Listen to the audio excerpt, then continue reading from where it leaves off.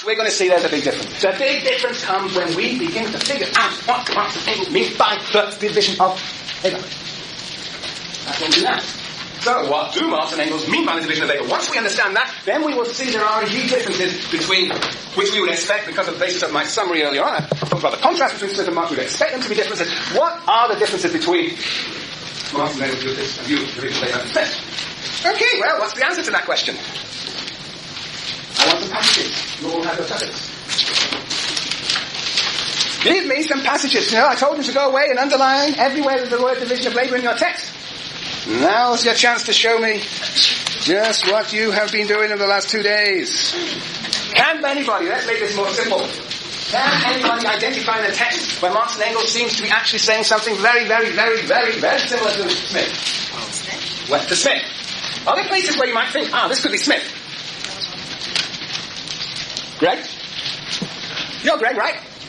At the bottom of page 150. The bottom of page 150. The last paragraph. The last paragraph. Very good. Why don't you read it out?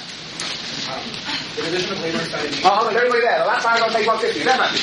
Right. Loud and clear, please. Thank you. The division of labour inside a nation leads at the division of labour inside a nation, leads at first to the separation of industrial and commercial from agricultural labour. That could be a quote from whom? Could be a quote. He could be plagiarizing from Smith. Go on, Greg. Hence, to the separation of town and country and to the conflict of their interests. Its further development leads to the separation of commercial from industrial labour. At the same time, the division of labour inside the various branches, there develop various divisions among the individuals cooperating in definite kinds of labour. The relative position of these individual groups is determined by the methods employed in agriculture, industry, and commerce, patriarchalism, slavery, estates, classes. These same conditions are to be seen, given a more developed intercourse in the relations of different nations to one another. Magnificent. I don't think you could have chosen a better paragraph than the entire works of Marx and Engels to replicate the Smith's division of labour. BB! Very good. Yes, terrific. There, Marx and Engels are indeed saying the division of labour is essentially specialisation, and they're talking about how there are different, the specialisations include the specialisation between industrial and commercial on the one side and agricultural labour on the other, a favourite distinction of Smith. So, of course, Smith didn't talk about commercial sectors, but mainly industrial. And then the separation of commercial from industrial labour, yes. And the division of labour within the branches, yes. That's different people doing different things, individuals cooperating in different kinds of labour. Very good, very good, very good, very good. So, there is a Smithian. Are there anyone got any other place where you might say it was Smithian? Smithian division of labour, anywhere else? Smithian? Simeon, Smithian? Yes, Matthew? Well, I just want to know, there's one thing there that I noticed about the distinction of Marx. Oh, very good. And it's when he says, and hence to the separation of town and country and to the conflict of their interests. Very, very good reading. Yes, what's missing? What's missing in Smith? Well, Smith would say that they would all be hunky-dory, but Marx is saying that, well, no. Yes, but we don't know what this means, of course, just at this point, but absolutely excellent. You get a BBB because you're criticising a BB. That's very good. Yes, yes. So separation, and you see on the third line, Greg, hence to the separation of town and country and to the conflict of their interests. I don't think Smith ever uses the word conflict of interest. Very, very, very, very, very good. Now, alright, that was a qualifying, but still I think this is the best paragraph for a Smithian. But there may be some other places here where we have a Smithian division of labour. Different people doing different things, different sectors specialising. Anybody pick anything up? Sienna? On 159. 159. Like the second line down. Division of labour. Yeah, so division of labour only becomes truly such from the moment when division of material and mental labour appears. Now, very good. The pity is, Sienna, that you weren't here last time when we discussed that sentence. Oh, sorry. No, don't apologise. No, you're suffering as it is, I know, because you didn't come. Now look, yes, on the face of it, you're absolutely right. So this sounds like Smith. Separation, mental, and manual labour. That is Smith. But, have a wording, my Marx and Engels. The division of labour only becomes truly such with the separation of mental and manual labour. And what we have to figure out, and what one can figure out from the rest of that page, as we did last time, that is implied in that something else. The division of labour only becomes truly such when there is a separation of mental and manual labour. Does anybody remember what we concluded from that sentence? Luma, is that Luma? That somebody must be doing someone else's work if there's mental work. Somebody must be doing somebody else's work. Can you tell a bit? Producing the goods for the people who are... For the people who are? Who aren't. Who aren't, namely the thinkers. The thinkers are thinking, they don't produce anything but hot air, or not even sometimes cold air. Right? They're philosophers, they're sociologists. They specialise in thinking. They are not. So somebody must be producing the means of their existence. Therefore, there must be some group of people producing something extra beyond what they need, and it is appropriated from them and given to the philosophers, the thinkers. Sienna, what does that imply then? What that apply? That possibly the thinkers are of a higher class structure than the people of humans? Right, and in fact, if you read the whole page, you will see indeed that's what Marx and Engels said. That in a sense, the division of labor becomes truly such with the separation of mental and manual labor means that nothing other than to say there is a group of people who appropriate, take the surplus, produced by another group. And that, of course, is the beginning of what? Classes, right. So there is implied in that Smithian notion of the division of labour, the separation of mental and manual, is implied something Smith does not talk about.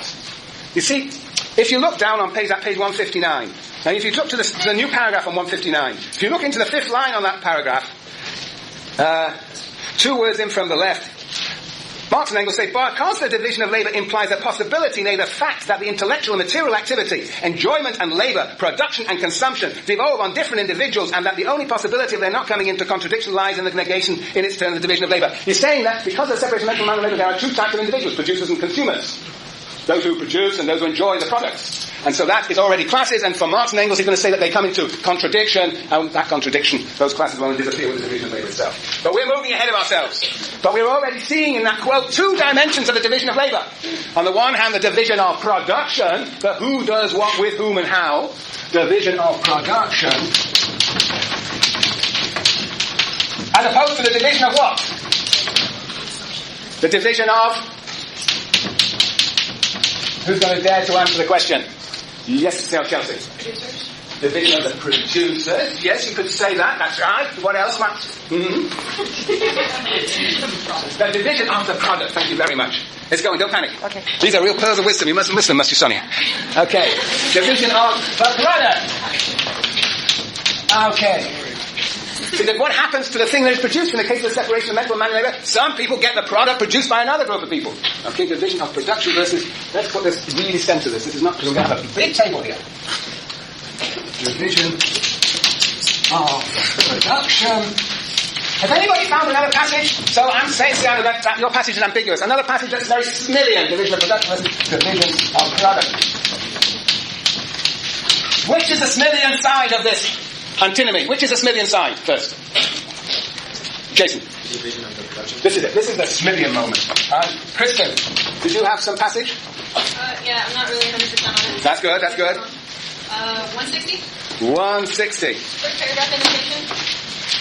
The first? First indentation? Further the division. Yeah. First sentence. All right, well, read it to us. Further, the division of labor implies the contradiction between the interest of the separate individual or the individual family and the communal interest of all individuals who have intercourse with one another. Well, why might one wonder whether that's Smith? My thought, and this may be a complete stretch, but my thought is that we were talking about the production being efficient to the society, but resulting in the stupefaction of the individual. You're hanging your hat on stupefaction. Aha. That's a very interesting move. That's a very interesting move. Why do you think of that move, Matthew? Do you think this reference here, further division labour implies a contradiction? Contradiction! That's a big word for Smith. I don't think he used that. The contradiction between the interest of the separate individual or the individual family and the communal interest of all individuals who have intercourse with one another. A conflict between individuals and the communal interest. Is that Smith? Oh, very good. It's not Smith. It's the antithesis of Smith. Fascinating. So I'm not going to... Now, you're right, there is a stupefaction moment in Smith, but it's not fundamental to the society. It's a pathology, a conflict. You get with education. It's not, but Marx said it is inherent to the idea of there will be a conflict between the individual and community. So that is not in Smith. Very good. I'm still looking for a Smithian passage. Yes? Same paragraph. For as soon as the distribution of labor comes into being, each man has a particular inclusive sphere of activity which is forced upon him, and from which he cannot escape. He is a hunter, a fisherman, a shepherd, or a critical critic, and must remain so because he does not want to leave the Very good. Very interesting. Fascinating. One of the most famous quotes from Marx and Engels. That's most famous. So, what's your name? Ian. What's your name? Ian. Ian. Okay, very good. Ian. Okay. Now, Ian, can you just read that out again? Read it out again. Can you read again? Slowly and loud, so that everybody else over there can hear. For as soon as the distribution of labor comes into being, each man has a particular exclusive sphere of activity which is forced upon him and from which he cannot escape. He is a hunter, a fisherman, a shepherd, or a critical critic, and must remain so if he does not want to lose his means of life. Very good. Is that Smith or not? Are you Monica? No, she's not.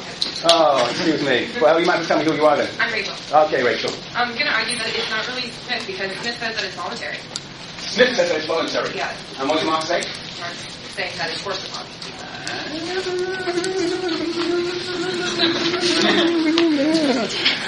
For as soon as the distribution of labour comes into being, each man has a particular exclusive sphere of activity which is forced upon him, and from which he cannot escape. He is a hunter, a fisherman, a shepherd, or a critical critic, and must remain so if he does not want to lose his means of livelihood. While in communists, we'll forget about communists, very good.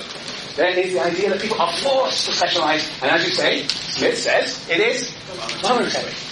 Very good. So in that respect, it's not Smithian. In that respect, it's not Smithian, Lauren. But does Smith really say it is voluntary? Because if you say that your social environment or other sources kind of determine where you are led into in life? Yes, so one could argue that what Marx is calling forced upon is really what Smith is calling the result of custom, habit, and education.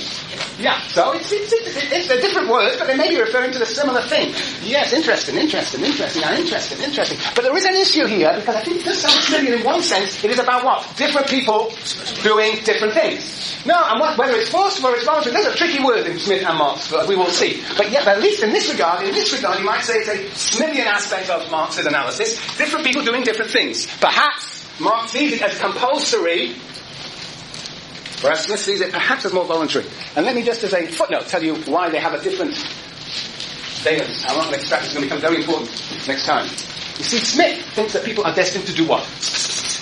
Specialise. Marx had a different vision of human beings.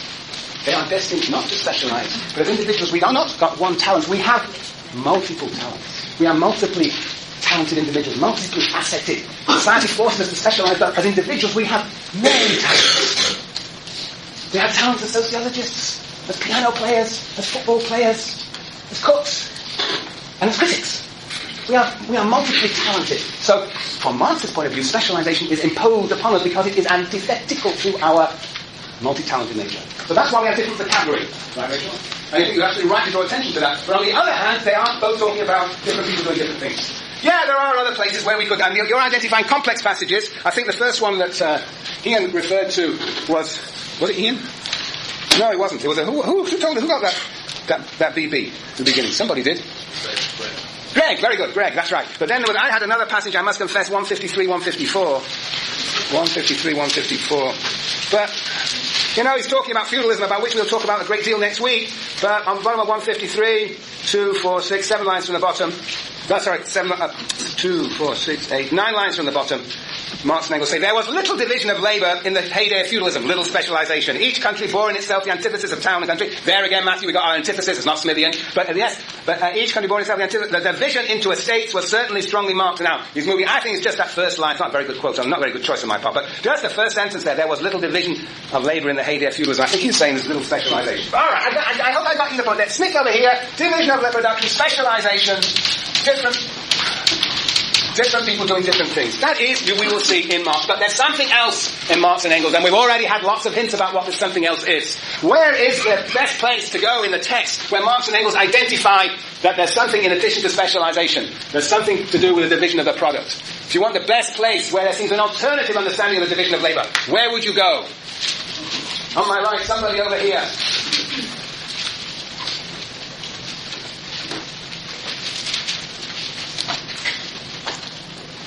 Juliana, you shifted allegiances.